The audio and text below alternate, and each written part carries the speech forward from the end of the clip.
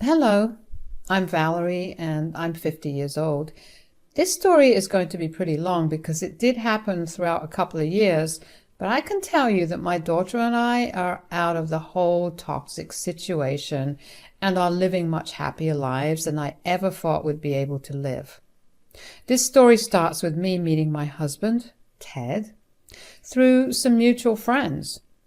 We went on a couple of dates and pretty quickly fell in love. We dated for around 3 years before we got married. I was ecstatic that I got to marry him because he was genuinely like the other half of me. We completed each other in a way that I can't explain.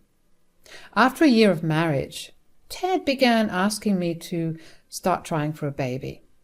Now, at that time, I was very much scared of giving birth. Plus, I had a lot of complications with my reproductive health, and I didn't want to jeopardize either mine or the future baby's life. But Ted was persistent, so I eventually gave in.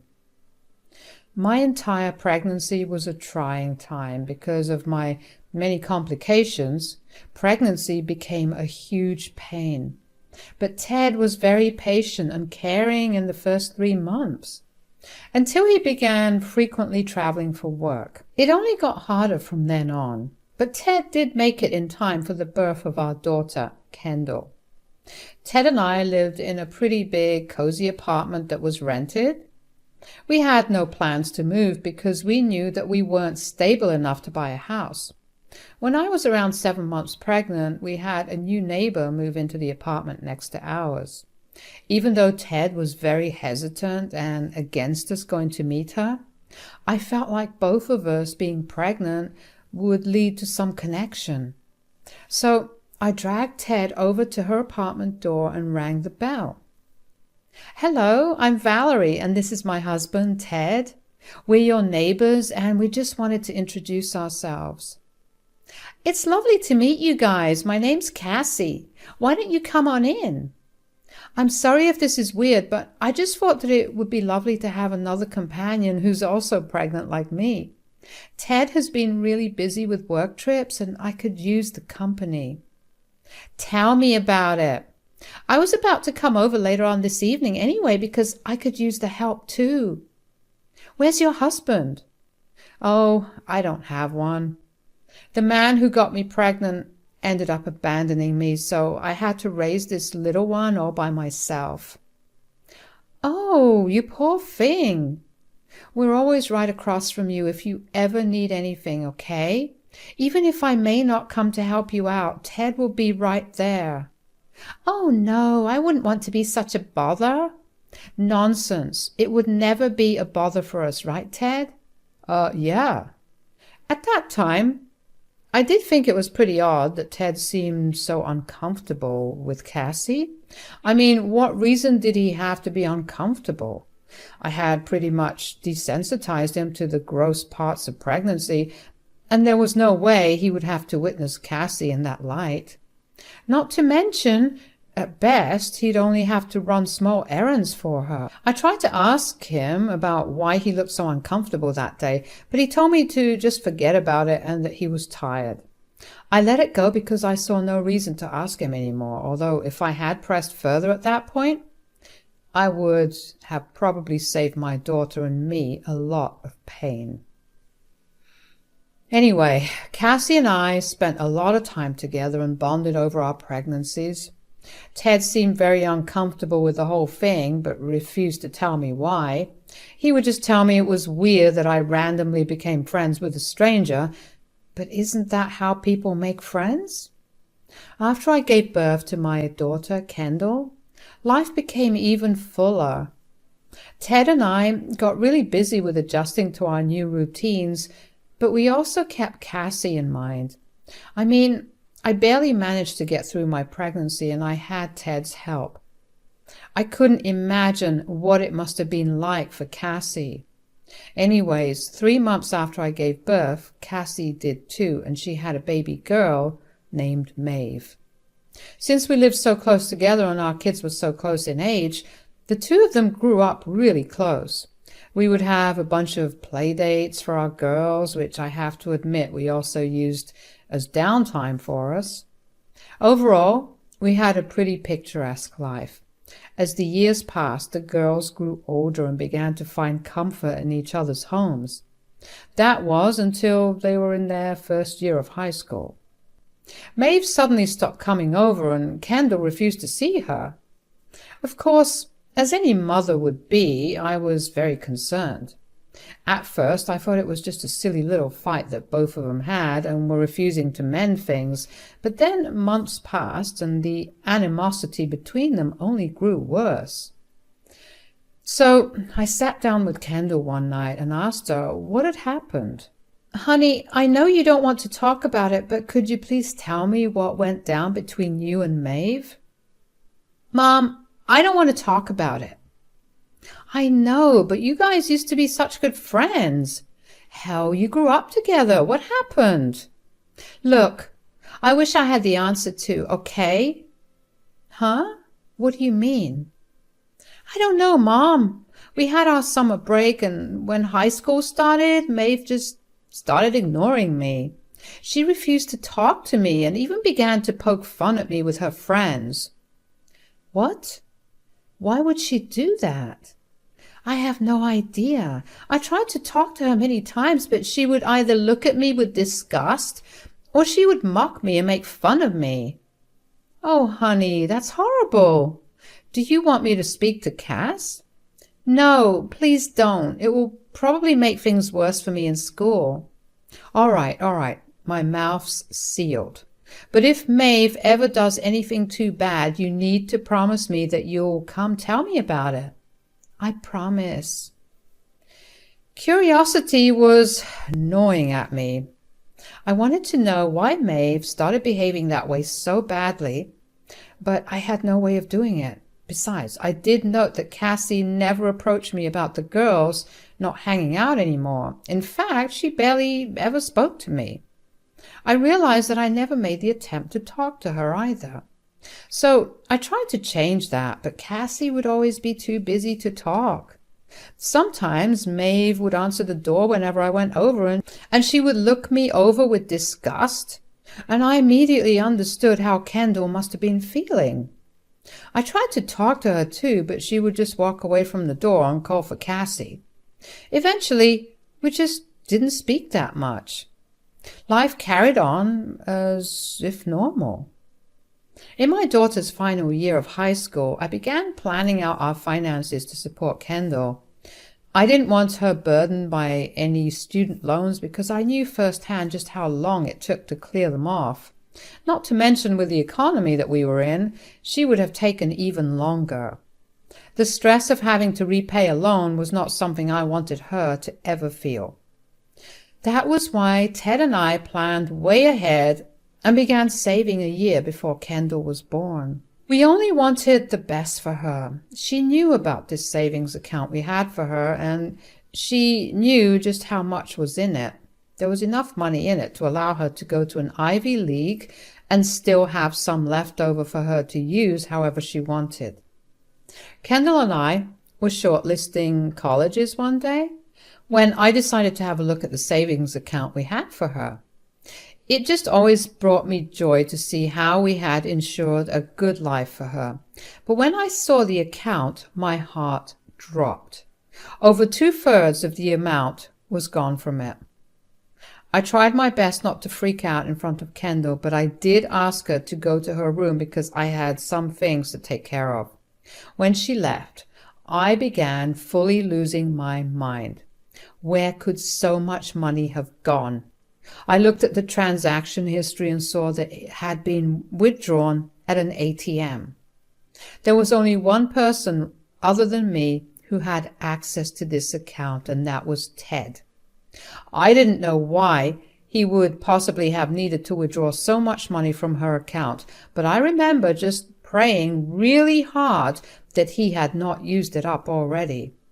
I spent the rest of my day an anxious mess as I waited for Ted to come back home from work. Anyway, when Ted finally came back home, he avoided me. Dinner was awkward, and Kendall even asked me if something was wrong with Ted. I assured her that he was just tired and told her to go back to her room. When I walked into mine and Ted's rooms, he was scrolling through social media on his phone. I decided that now he could not ignore me, so he had to tell me what was going on. Okay, so you've been avoiding me, which means that you know what I want to talk about. I actually have no idea. And I haven't been avoiding you. I've just had a tiring day and I want to sleep. You can sleep in a bit, but since you don't know what I want to talk about, then let me enlighten you. Can we please not do this? We have to, because Kendall's future depends on it. I was looking at her savings account today and noticed that a large portion of it got withdrawn from an ATM. The only other person who knows the bank details is you. What did you do with the money and why did you take it out? I really don't want to talk about this. You have no way of getting out of this. If you're in some serious debt or something, you need to tell me. No, it's nothing like that. I just needed to do something out of the goodness of my heart. Goodness of your heart? You can do those things out of your own pocket. You don't steal from your daughter for that. I didn't steal from her. The money is ours until she turns 18. I also contributed to it, so I get to withdraw from it. Kendall turns 18 in 2 months. Do you even know how happy she's been because she was thinking that she could go to Harvard to study law? How could you jeopardize? When you say goodness of your heart, are you talking about Cassie and Maeve? Yes, they were struggling. I wanted to help them out. So you decided to give them our daughter's money. You could have asked me. We could have helped them out separately, and while it may not have been this big of an amount, some help is better than nothing. Look, Maeve wanted to go to a really good university that even we had no way of contributing to. I happened to meet Cassie the day before yesterday, and she was crying about how she was struggling to tell Maeve that she wouldn't be able to get what she wanted. I just felt bad, so I gave her the amount of money she wanted. What about Kendall? What are we going to tell her? She's known for years the amount of money we saved up for her. She's worked hard and studied her butt off for years just so she could go to an Ivy League. What are we going to do about that? Kendall's a smart kid. I'm sure she'll get a scholarship. At that point, I did not want to see his face. I was so filled with anger and resentment against him. I couldn't believe that he would have done something so cruel to his own daughter. I mean, yeah, I felt bad for Maeve and Cassie, but Cassie also had the responsibility of telling her daughter their reality. It felt almost predatory, like she purposefully cried in front of Ted about her problem because she knew that Ted would do anything he could to make her feel better. I slept in the guest bedroom that night. I had a very fitful sleep, but somehow I managed to sleep. I woke up the next morning and Ted had gone to work. I decided that I should try and get the money back from Cassie. I waited until Kendall had gone off to school to go over to Cassie's place. Hey, Val, sorry, I'm in a bit of a hurry right now. I need to get to work. Oh, it's okay. I just needed to ask you something pretty small. All right, what is it? Ted lent you some money the other day, and I just wanted to ask you if you could give it back. That was a huge amount from Kendall's university savings that we had started for her before she was even conceived. Ted took it without informing me. What? Oh, no, I'm so sorry that Ted did that to you. I would never have taken the money if I knew that it was Kendall's. Yeah, so could you return it? I really, really wish I could, but since Ted gave me the money, it's mine now. Not to mention, I've already used a sizable portion of it to get Maeve into her dream college. Well, just give me what's left then. No, like I said, that money is mine now. I'm sorry that something this horrible has happened to you, but I can't give you the money back. Now, if you'll excuse me, I'm running late. I was shocked at the way that Cassie was treating me. especially after the fact that we had been living next to each other for so long that we were practically family. I never thought that she'd have such an ugly side to her. I wanted to scream and rip my hair out in my anger and frustration. I went back into the house and finally made myself some breakfast. As I ate, I contemplated all the options that Kendall had left. The money left in Kendall's savings account was enough to get her through community college at worst, maybe 1.5 years through a good university. I figured that the least that Ted could do, since he gave away almost the entirety of Kendall's savings, he could start paying for her college. He had quite a few assets that he could sell to pay off her education without letting her fall into debt. I felt like that was the least he could do to make it up to Kendall, because I knew that she wasn't going to take the news well. That evening I broke the news to Kendall, and she was furious. She cried a lot, and I cried with her too. I couldn't imagine how she had been feeling, but I also knew that I shared a portion of that feeling. Kendall acknowledged that I had nothing to do with it and told me that she was in no way mad at me, just her dad. When Ted came home that evening, she went to her room and locked herself in there. Ted didn't even question where she was, and I assumed that was because he figured that I told her about what had happened. In fact, he barely even looked at me, which was good because I wanted the guilt of his actions to consume him wholly. But I knew I also needed to establish our plan for Kendall going forward. So, what are we doing for Kendall from here on? What do you mean? I thought we established that she'd get into college with a scholarship. Even so, we need to have some backup plan in case that doesn't pan out. It will. There's no need to worry. I've seen kids with half her wit get full rides. It'll be a piece of cake for her. That's very wishful thinking, Ted. There's no way we can rely on that. I've come up with a plan for you to pay for college. Me? Well, both of us. But you have to put in more because you were the one who gave away her money. And since you believe that you contributed that much, I think it's only fair for you to pay that much more than me for Kendall's tuition. Hell no. I'm not doing any of that. Kendall can either get a full ride or she can take a loan and work it off like everyone else. How are you more sympathetic to two people who have become strangers to us than to your own family? What is wrong with you? Look, I don't care what you say, but I'm not paying a penny for Kendall's college. She can use what's left, and you can help her if you want. In my opinion, she should apply for all the scholarships she can. That's it. Good night. I was beyond upset and frustrated at the way Ted was behaving. How could he put someone else's daughter over ours? What was it that made us less important to him? I cried myself to sleep that night and over that week.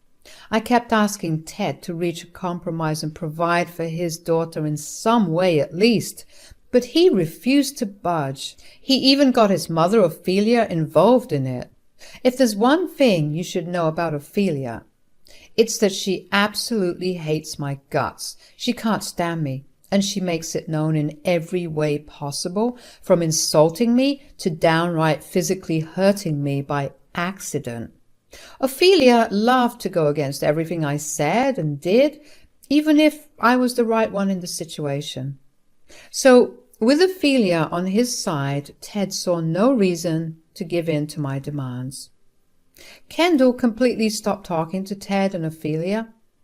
She refused to even acknowledge them, and neither of them had a problem with that. The both of us worked hard together to get her into a good college, and as luck would have it, she did end up getting a pretty good scholarship at an Ivy League. The scholarship covered about 75% of her tuition, and I could easily cover the rest for her. She would only need to work to support herself, which she was more than happy to do. Kendall always had a big passion for law, and that was what she did for the next 5 years.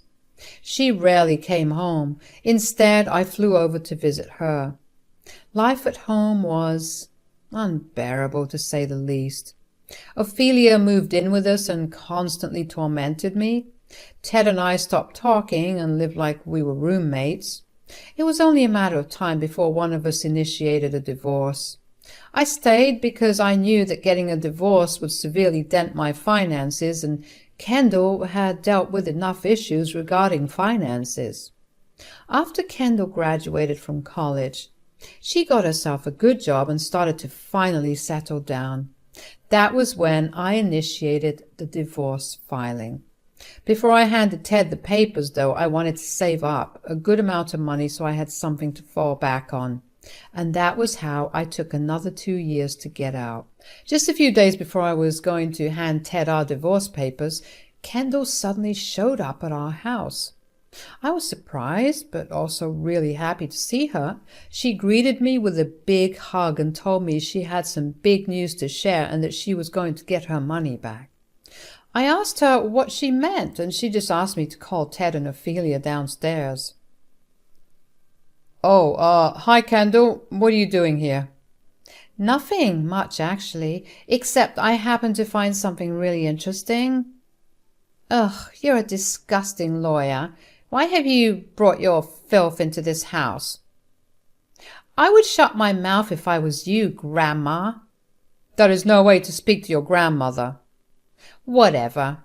You guys lied to me the day you stole my money, Dad." "Your dad did not steal anything from you. He only helped a struggling child. But of course you and your mother can't seem to see what goodness really is." "Right. Would you call supporting your affair child over your actual child goodness?" "Affair child? What on earth are you talking about, Kendall?" "What I'm talking about is that I have 2 DNA test reports stating that Maeve is your child, Dad." "What? What are you saying? Those are fake." "I knew you'd say that. That's why I got 2 tests from 2 different but very acclaimed places." How did you manage to find that out?" "Well, Maeve and I got in contact after I graduated, and after we went drinking, she confessed everything to me. She felt horrible about how she dealt with it, so she made it up to me by agreeing to do a DNA test." I can explain. Valerie, I met a woman when I went on my first business trip when you were pregnant, and after drinking a bit too much, we slept together, and then it sort of became a habitual thing. She got pregnant and decided to move in next to us. I had no choice." "No, you had a choice and you made it. I was going to do this later, but here are the divorce papers. You deserve nothing." "I fully agree with Mom, which is why I'm suing you, Dad, for stealing my college fund. See you in court." I couldn't believe what my life had come to. So that was why Ted had always been so uncomfortable around Cassie and Maeve. Were all the business trips he took after Kendall was born just an excuse to live next door and raise his second family? How filthy of a man was he to go and sleep with someone else when his wife was struggling with her pregnancy back home? I was filled with pure rage, but I was also relieved that Kendall was taking proper action against Ted's misdeeds. In the trial that happened after, Maeve herself testified to Ted's involvement in her childhood and all the lies that he had spewed to keep her a secret. Apparently he had given Kendall's money to Cassie because she threatened to out his secret to us if he didn't. She also told him that if she found out that he paid for Kendall's college, she would out him. She was jealous that my daughter was doing way better than hers, and this was her solution. The judge ruled in Kendall's favor, and Ted was ordered to pay her back, and also pay back any loan that she may have taken to fund her education. Kendall and Ted worked out a payment installment and deadline, and that was that. Kendall also helped me find another job closer to her and helped me move in. Ted signed the divorce papers without a fuss, and in just a few short days, so much changed. But all of it was for the better. I am now in a much happier place, and I'm overjoyed to see my daughter thriving and accomplishing more than I could have ever imagined. Thank you for listening.